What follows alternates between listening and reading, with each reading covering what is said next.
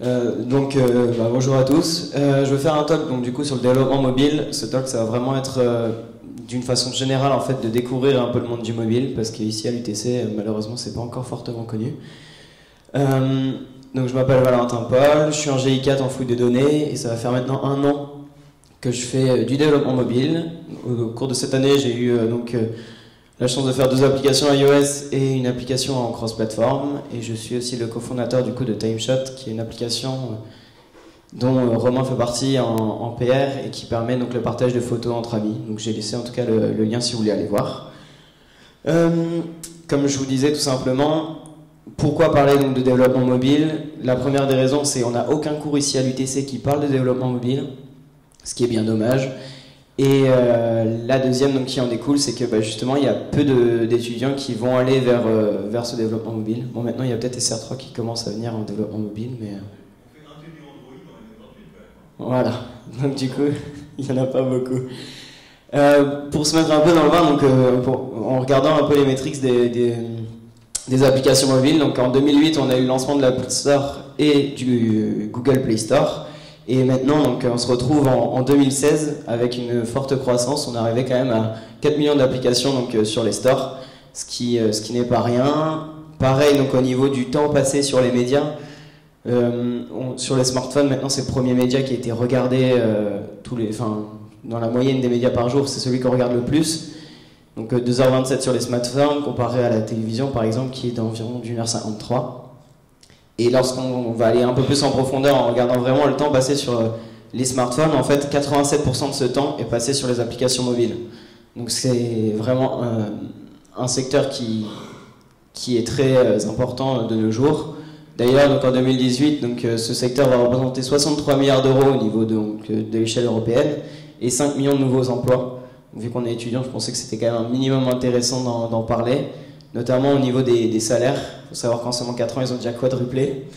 Et au niveau des offres d'emploi, elles ont triplé. Donc voilà, donc ça c'était vraiment juste pour faire une mini parenthèse au niveau du monde du mobile et de son expansion. Maintenant, il faut savoir qu'il y a 2 types vraiment de développement mobile qu'on peut discerner. Il y a les applications qu'on va appeler de type native et les applications de type cross-platform. Donc on va voir un petit peu leurs plus et leurs moins. Afin de savoir en fait vers quel type d'application vous pouvez partir si vous avez envie de lancer votre première application mobile.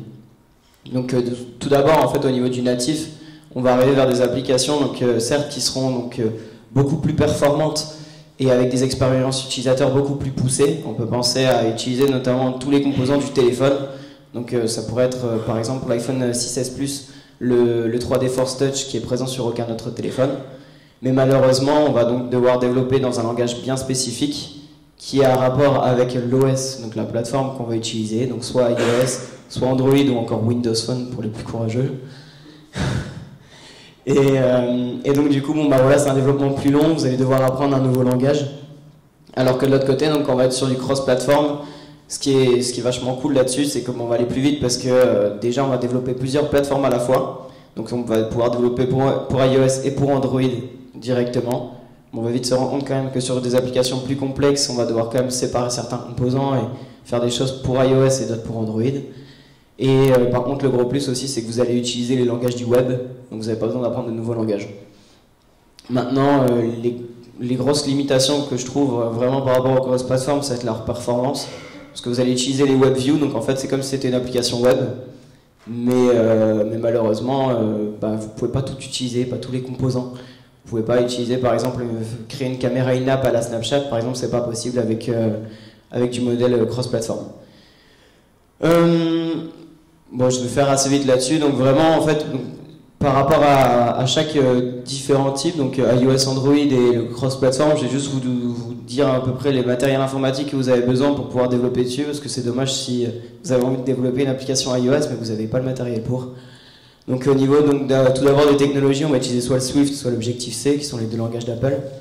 Je vous conseille quand même le Swift qui a été développé depuis 2013 et qui n'arrête pas de grandir. Pour le coup, moi je suis vraiment à fond dedans.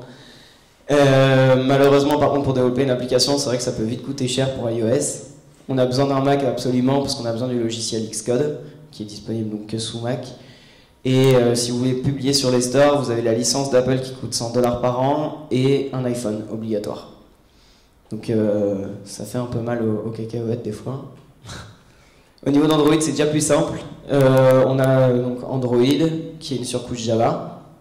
Et pour le coup, ça utilise Android Studio. Android Studio, vous pouvez l'avoir sous Mac et sous PC sans aucun souci. Le simulateur est très bien fait depuis la deuxième version. Mais je vous conseille quand même d'avoir un Android, c'est quand même plus sympathique pour pouvoir tester directement vos applications. Et pour finir, donc vraiment le cross-platform, là pour le coup, vous avez en fait besoin de rien. Vous avez PhoneGap, Ionic ou Xamarin au niveau des technologies. Xamarin, c'est quand même payant, mais c'est plus performant parce que ça utilise des bases d'Objective-C. Moi, j'avais utilisé PhoneGap et Ionic pour notre bêta version avec TimeShot, ça s'était super bien passé, il n'y avait aucun souci. Et ensuite, donc, au niveau des besoins, en fait, un simple IDE suffit et vous pouvez tester via votre ordinateur, vu que ça utilise des WebView, il n'y a aucun souci. Sinon, vous le testez sur votre téléphone. Donc maintenant, voilà, on a vu donc directement les différentes façons de développer une application mobile, que ce soit native ou cross-platform. Mais il faut savoir que malheureusement, les applications mobiles, c'est pas j'ai une idée et directement je développe mon application. Ça va pas aussi vite que ça. On arrive et en fait, on va avoir pas mal d'itérations à faire. On va devoir d'abord se focaliser sur une certaine fonctionnalité et petit à petit en rajouter, les tester, parce qu'il y a quand même pas mal de debugs. Par exemple, avec Android, on va avoir beaucoup de bugs sur le fait d'avoir beaucoup de devices différents, donc beaucoup d'écrans différents. Après, sur iOS, ils sont vraiment très stricts au niveau de la performance de notre application. Donc dès qu'elle dépasse un certain seuil, ils vont killer votre application. Donc c'est un peu plus compliqué. Donc la réalité, justement, il faut avoir développé une première application mobile pour éviter les premières erreurs de débutant. Et c'est pour ça que je vais vous donner vraiment mes 5 conseils pour que vous puissiez rapidement développer une application et la postuler sur les stores. Donc le premier, c'est vraiment cheap, fast and iterate. Donc ça, c'est ce qu'on m'a appris. C'est en fait, il faut lancer une application en 8 semaines. C'est ce qu'il faut se dire. Donc en 8 semaines, il faut se dire, voilà, aujourd'hui je démarre, j'ai à peu près mon idée. Maintenant, il faut que je trouve les visuels de mon application, que je me focalise sur une seule plateforme. Donc ça, c'est à vous de choisir laquelle. Ça dépend en fait des idées de votre application. Il y en a certaines qui sont mieux à développer sous Android et d'autres sur iOS. Et ensuite, donc bien sûr, choisir donc les fonctionnalités core de votre application. Donc pour vous montrer ça, c'est tout simplement, j'ai pris deux screenshots en fait de Snapchat. Donc le premier, c'était en 2012. Je pense que peu de personnes l'ont déjà connu. Et pour le coup, en fait, c'était simple. Sur l'application, on pouvait faire qu'une seule chose, c'est prendre une photo et la mettre soit sur Twitter, soit sur Facebook. Donc c'était leur core features, et petit à petit, ils se sont complexifiés et ils sont arrivés à rajouter des sliders, des stories. Maintenant, ils ajoutent de la géolocalisation avec les fils, de la reconnaissance. Ils s'amusent, quoi. Mais au début, il faut vraiment fonctionnalité sur une core features et ensuite petit à petit l'implémenter. Une fois que vous avez choisi donc vos core features, il faut passer maintenant à faire une UX simple et intuitive. Donc pour cela, je vous conseille de vous inspirer en fait des grandes applications au début. Ça sert à rien de faire compliqué. Ils ont des centaines de développeurs qui sont en train de travailler là-dessus et de designers. Donc reprenez-les et essayez de les agencer à votre manière. Donc pour cela, par exemple, il y a le site UX Archive qui est super bien fait et qui permet de revoir tous les différents user flows de vos applications. Donc que ça soit Snapchat, Airbnb, vous pouvez en fait tout voir et vous inspirer de cela. Et ensuite, donc, créer le vote grâce à un logiciel qui s'appelle Balsamiq. Donc Balsamiq, ça vous permet tout simplement d'avoir des mock-ups d'iPhone en noir et blanc. Et c'est des boutons que vous pouvez lier entre eux pour justement pouvoir les développer. Pour créer des animations entre eux, voir s'il n'y a aucun bug au niveau de l'expérience utilisateur par rapport à ça. Une fois que vous avez donc fait votre expérience utilisateur, vous pouvez passer à la case design et qu'à partir de ce moment-là, la case design, je sais qu'on aime bien faire du bootstrap, rendre la chose jolie et cacher le code qui est un peu moche, mais il faut vraiment d'abord se concentrer sur l'expérience utilisateur parce que c'est là-dessus que les utilisateurs en fait vont rester dans votre application. Donc ça, tester votre UI, ça va vous permettre de gagner du temps. Donc pour ce faire, donc tout d'abord, vous allez utiliser des logiciels comme Photoshop, comme Sketch. Donc Sketch, c'est possible que sous Mac, malheureusement. Et c'est vraiment, pour ceux qui sont sous Mac, c'est vraiment la solution optimale parce que Photoshop, c'est assez dur à se prendre en main et Sketch, ça va super vite en fait, c'est du drag and drop et on obtient la même qualité ou presque. Du coup, vous arrivez, vous rajoutez votre design dessus et ensuite, grâce à InVision, qui est un logiciel en ligne, ça vous permet d'avoir vraiment votre premier prototype fonctionnel. C'est comme si vous aviez votre application entre vos mains, seulement qu'il n'y a pas une seule ligne de code. Du coup, vous pouvez la partager à vos proches, vous pouvez la partager à vos amis, à des futurs recruteurs ou autres. Eux, ils vont pouvoir vous donner des retours et directement en fait itérer par rapport à ça au lieu de développer et devoir changer les choses directement à partir de votre code. Du coup, le quatrième, c'est d'étudier quand même la concurrence. Ça aurait pu être le premier en fait, mais pourquoi étudier sa concurrence? Bah, ça sert à rien de réinventer Snapchat ou Tinder. Ce serait un peu dommage et il n'y a personne en fait qui va télécharger votre application. Du coup, autant aller sur des petites idées simples et innovatrices qui vont faire du download. Donc pour ça, ça va vous permettre aussi de reprendre en fait des idées du X et du Y. Reprenez, comme je vous ai dit, donc des idées célèbres. Hein. Tout le monde sait, par exemple, au niveau de l'UX, que il y en a beaucoup en ce moment qui reprennent les idées de Tinder, par exemple, pour je veux un appartement ou je veux pas d'appartement. Et au final, bah, le j'aime pas, bah, tout le monde maintenant le connaît en fait. Donc autant le reprendre et l'utiliser à votre façon. Donc pour pouvoir traquer justement la concurrence, je vous conseille le logiciel qui s'appelle Apani. Apani, ça permet vraiment de voir la courbe de tous tes concurrents, que ce soit enfin ou toute autre application. Ça permet donc de voir leur courbe de progression au niveau des downloads, de savoir aussi les releases des versions qu'ils ont lancées avec les nouvelles features qu'ils ont lancées, les keywords qu'ils ont utilisés dans les stores ou les screenshots qu'on appelle les images que vous voyez en fait dans l'App Store pour décrire l'application. Donc voilà, et le dernier, donc ça par contre c'est le plus important, c'est vraiment traquer vos utilisateurs. C'est eux qui vont vous permettre en fait de savoir comment améliorer votre application. Donc vous pouvez les traquer tout simplement en améliorant votre expérience, pour améliorer votre expérience utilisateur.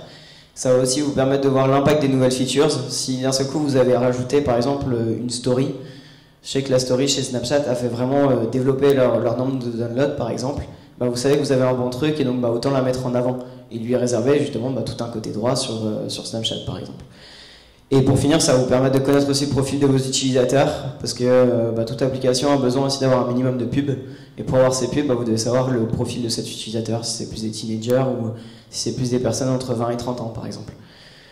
Donc pour ça, le dernier logiciel que je vous propose, c'est vraiment Fleury ou Mixpanel. Donc en fait, ça va vous permettre de rajouter du tracking dans votre application, dans votre code, qui va directement vous permettre d'avoir des inputs, de savoir exactement vers quelle application ils sont passés.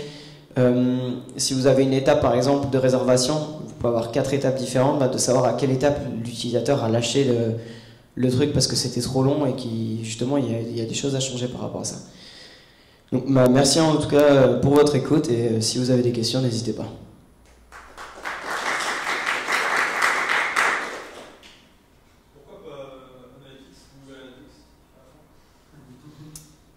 Alors Google Analytics, en fait, ça va servir tout simplement à pouvoir le voir par rapport au web. Après, là, en fait, c'est des composants. Ils sont pas, en fait, moi, ce que j'ai vu par rapport à ce qu'on avait, c'est que on peut vraiment avoir beaucoup plus de données, que ce soit par rapport à la rétention des utilisateurs, qui est une donnée qui est super importante pour iOS et enfin pour iOS, pour toute plateforme, en fait, pour le mobile. Ça permet aussi d'avoir vraiment des chaînages de user flow. Donc, ce que je vous avais montré avec bon, je vais le retrouver quelque part. Voilà. Non, là. Ce que j'avais retrouvé, en fait, là, les différents designs que tu vois en fait, de l'application, bah, ça permet aussi de voir si tu avais 6 étapes à faire. Ils vont te dire exactement sur quelle étape l'utilisateur s'est arrêté. Le temps qu'il a passé, pourquoi il a arrêté. Enfin, c'est des données qui sont beaucoup plus poussées, en fait, si tu veux le faire. Mais par contre, après, à partir d'un certain nombre de downloads, c'est vrai que ça va commencer à devenir payant.